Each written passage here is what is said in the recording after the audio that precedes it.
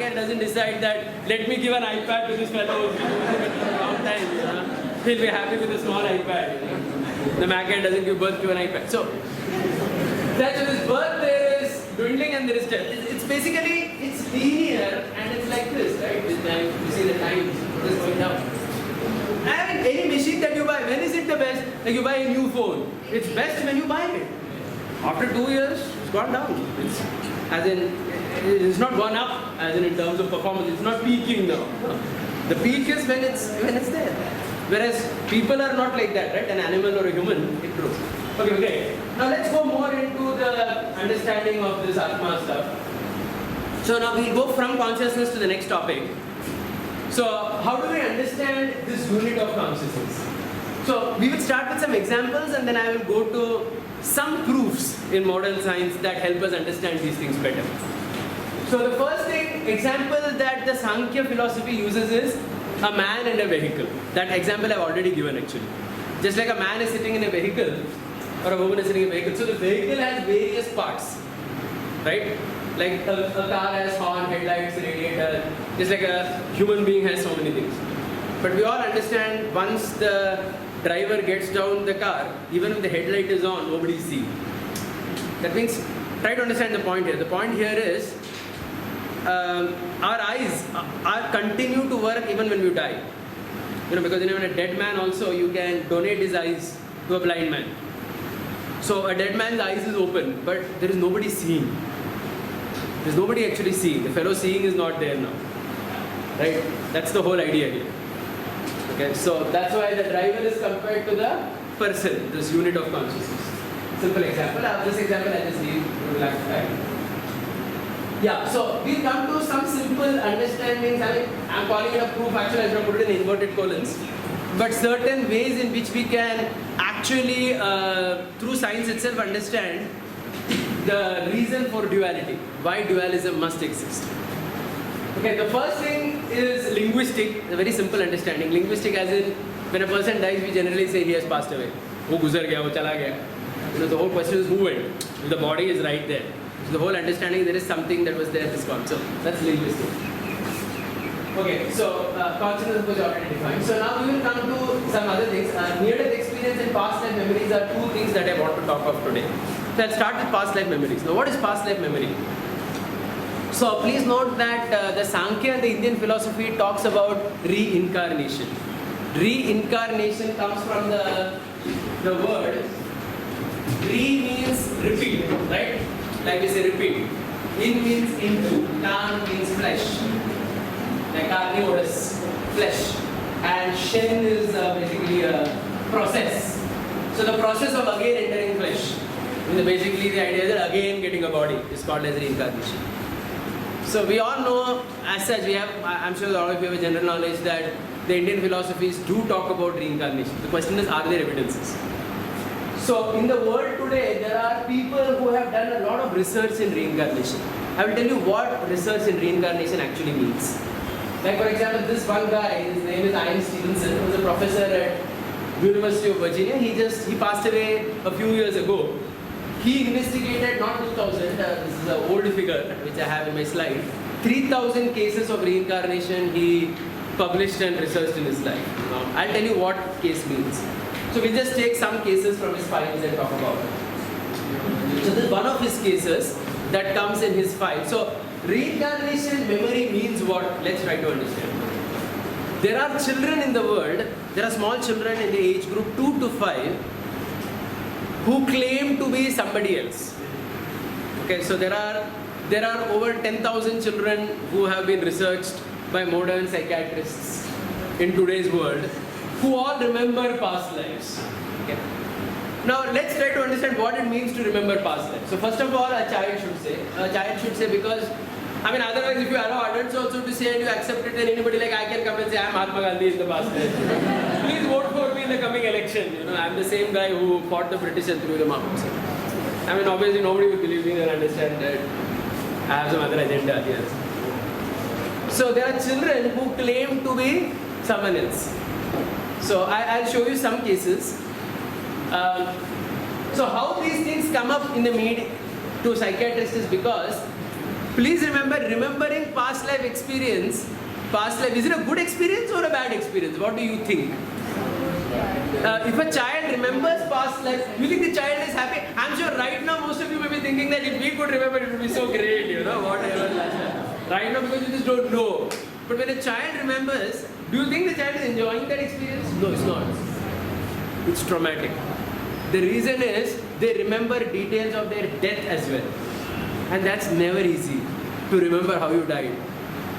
So these children actually they cry and they suffer a lot, because of which their parents take them to psychiatrists. And when they take to psychiatrists, the psychiatrist researches the case. And it all gets published in various journals. ये psychiatrist बोलता है कि I saw this case, that case. Like this is an Indian lady who is from the National Institute of Mental Health and Neuroscience, Bangalore. And today there are about 100 books, which at least I know of. There could be more, where psychiatrists of modern medicine have published from all over the world documenting reincarnation cases. Okay, so there are 100 books today that I personally know of, where psychiatrists talk about past life. So I'll give you some examples of what these people talk. So this is one example from Ian Stevenson's book. So the girl you see in front, her name is Shukla. She was an Indian girl. This girl, from the age of 2 or 3, started taking a doll and calling the doll as her daughter Meenu. So, typically girls do that all the time. They take dolls and give fictitious names to it. So, her parents' names were Mr. and Mrs. Sen Gupta. They were somewhere in Bengal or Bihar. Okay, fine. Some child has given some name. As the child became 3.5, 4, she started saying, I have a daughter called Meenu, I want to meet her. So then the parents were like, why are you saying that? Then the child said that, the girl gave the address as well. She said that there is this Bhatpara district in West Bengal. There is a village called Rattalam there. And my father-in-law, Mr. Chakravarti, stays, Amritlal Chakravarti. My husband is there, Haridan Chakravarti. So basically what had happened was, there was this lady called Mana who had died a few years ago. And this Mana was the daughter-in-law of the Chakravarti family.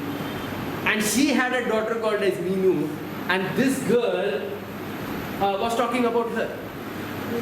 So this girl knew everything about Mana's personal life. So they went to a psychiatrist in Calcutta, the parents, the Sen Gupta family. Then that psychiatrist and a team of doctors accompanied the child to the village. The child goes to that village, some other place only. Right, not connected to this family. It goes to the house of Amritlal Chakravarti, identifies 30 members of the family, her former husband, Haridan Chakravarti, the brother-in-laws, knows everyone's nickname, knows what food everyone likes to eat, identified her daughter, who by the way was now 15-year-old, because it was the daughter of past life. Everything. The only things Shukla did not know were changes in the house that happened after Mana's death. So for example, Ian Stevenson writes that after Mana had died, Chakravarti family had opened a new door in the house. That means they had blocked the main entrance and kept the door somewhere else. That Shukla was confused about. But Shukla said that no, door should be here. How is the door here? So only the changes in the home that happened post Mana's death, Shukla was unaware of it. But anything prior to Mana's death, Shukla was aware of everything. So this is what is termed as a reincarnation case. You understood this? So they allow the child to speak. So there is a lot of research that has happened in this, and it's very interesting to see. I'll play a very small video. So basically, and this has happened everywhere in the world, and it's not confined to India only. The 10,000 cases that I'm talking of are world over. And these children, all these children without an exception, only cry at night because they remember their death of the past life. I'll show you a video as well now.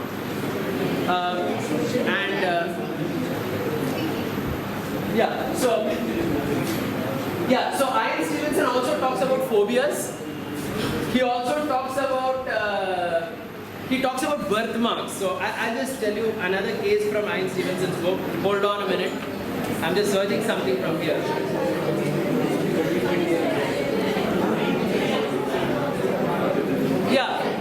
Hold on.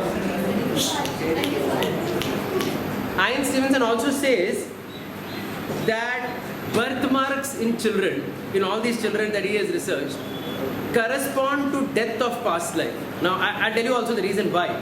Because the Sankhya talks about it. See, there are things that our Indian philosophies talk, but all I'm trying to do is trying to take scientific examples to corroborate these facts.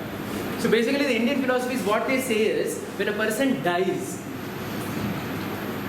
the soul, accompanied by the subtle body, the mind, goes to the next body. That's the process of rebirth. Yeah. I don't know why this thing is there. I think I had kept this on. Yes. Sorry. Yeah, hold on.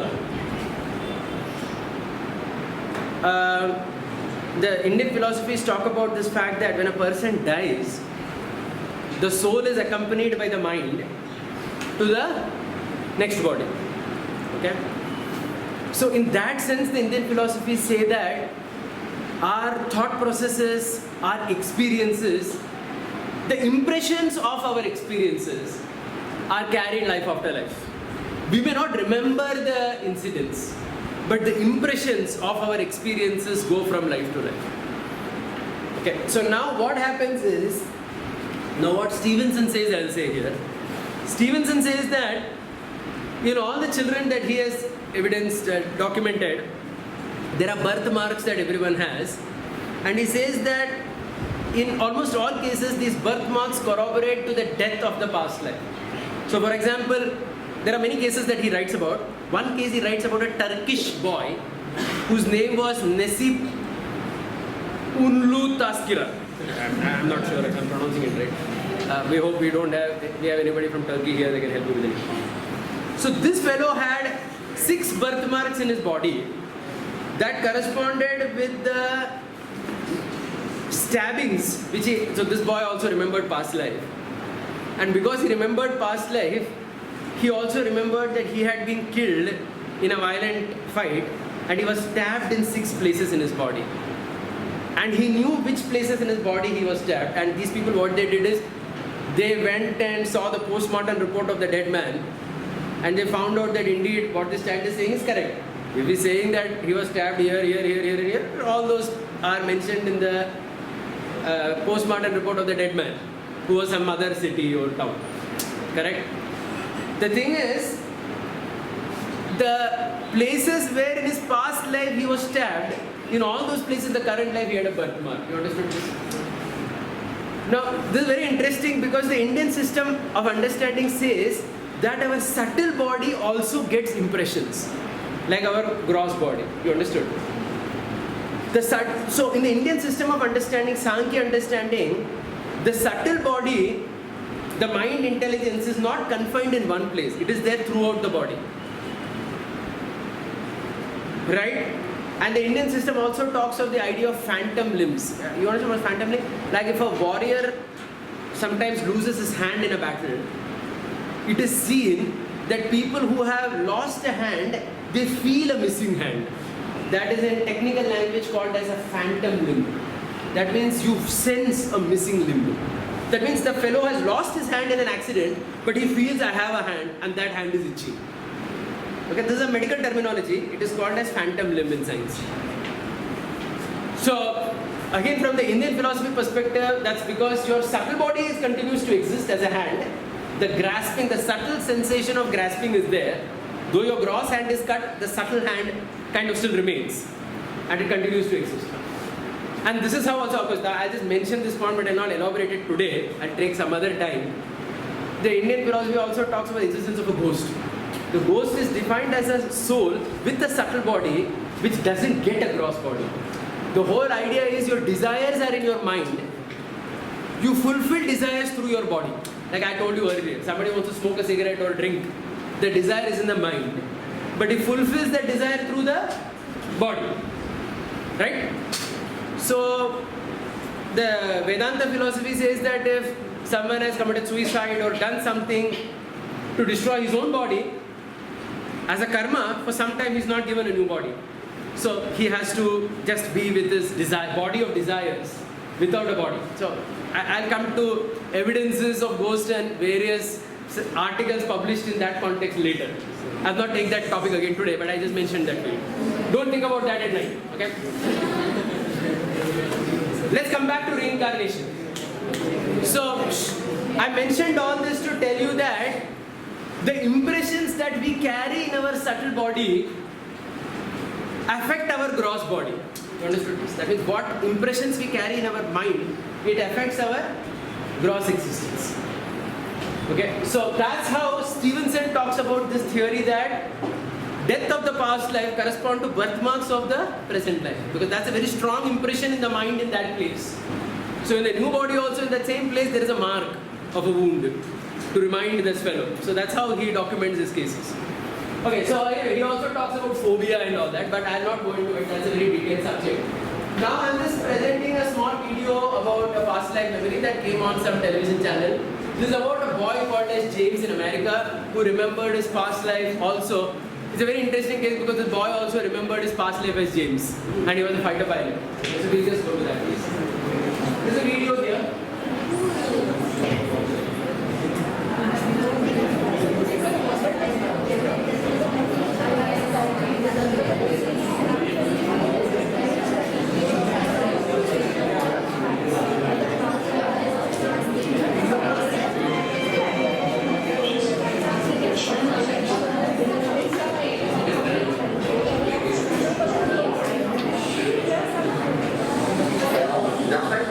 Or might there be a fourth possibility, reincarnation? Could we come back as someone else? Here's Chris Cuomo with two down-to-earth parents who thought they understood the mysteries of life. That is, until their toddler began to talk. On March 3rd, 1945, a 21-year-old Navy fighter pilot on a mission over the Pacific was shot down by Japanese artillery. His name might well have been forgotten, were it not for the remarkable, some might say unbelievable story of a little boy named James. Okay, this is reading stuff. I need somebody to help me. All right, I'm the volunteer. What do you want me to do? Okay, just go climb this thing and you have to hold me in case I fall. Done. James Leiniger is all boy, 6 years old, and full of spirit. This is a special plane. It goes in reverse. You don't see a lot of that. James knows a lot about planes, especially war planes. What kind of airplane is that? Corsair. His parents, Andrea and Bruce Leiniger, say from an early age, James would play with nothing else. He was obsessed with airplanes. If you look around the house, that's all you'll see. Airplanes, helicopters, aircraft carriers. But then, when he was 2, the planes James loved suddenly began to give him frequent and frightening nightmares. And wake him up and he'd be screaming and he'd always be laying on his back, kicking his feet up at the ceiling. And I'd say, baby, what were you dreaming about? And he said, airplane crash on fire, little man can't get out. They sound like typical kiddie nightmares, but Andrea says they went on the same way for months. Maybe too much TV, but James was just 2 and his parents say only watching Barney and Teletubbies. Teletubbies! And Andrea and Bruce say they weren't watching World War II documentaries or conversing about military history. This is an F-18? No, that one. So what explains the nightmares and James's strange obsession with airplanes? I talked to my mom about it a lot of times, and my mom said maybe he's remembering a past life. What did you say? Politely, baloney. Andrea and Bruce of Lafayette, Louisiana are a highly educated, modern couple. To them, the possibility that their little son James was manifesting signs of a former life was, well, a little out there. You know, having a past life is not the initial conclusion that you come to. You try and figure out any other way he could have. Did he see anything? Has there been anything on television, anything that we've discussed? But as time went by, Andrea didn't know what to believe. Here's James at age 3, going over a plane as if he's doing a pre-flight check. He would continue to say and do things that were puzzling, like the time his mom bought him a toy airplane. And I said, oh, look, there's a bomb on the bottom of it. He said, that's not a bomb, Mama, that's a drop tank. A drop tank? I'd never heard of a drop tank. I didn't know what a drop tank was. Andrea's mother suggested she look into the work of counselor and therapist Carol Bowman. Bowman has written 2 books, both supporting the proposition that sometimes the dead can be reborn. We are taught from a very early age in this culture, in the Judeo-Christian culture, that reincarnation doesn't exist.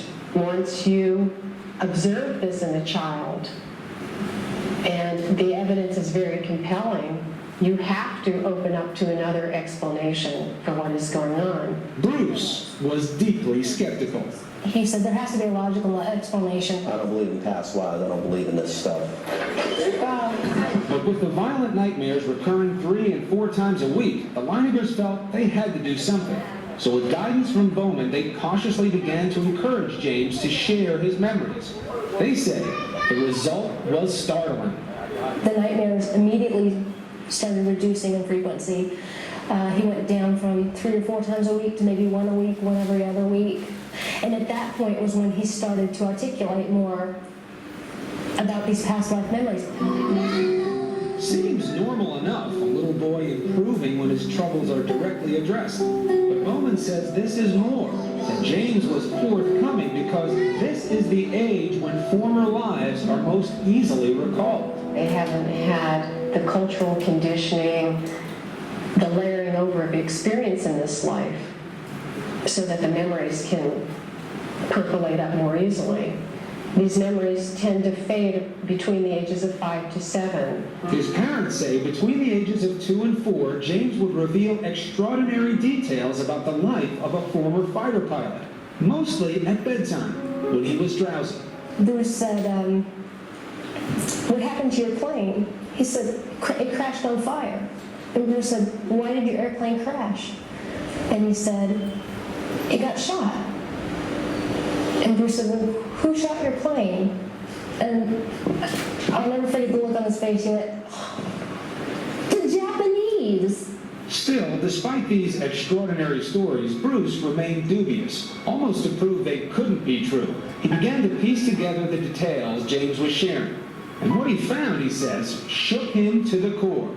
For in many instances, the stories appeared to match the facts. James seemed to be recalling real events, real people, in the life of a man who'd been dead for almost 60 years. Coming up, a toddler, just 3 years old. So how does he know the pilots from a World War II squadron? That was like holding uncle. You could have poured my brains out of my ears. I just couldn't believe it. Waiting Crime Time.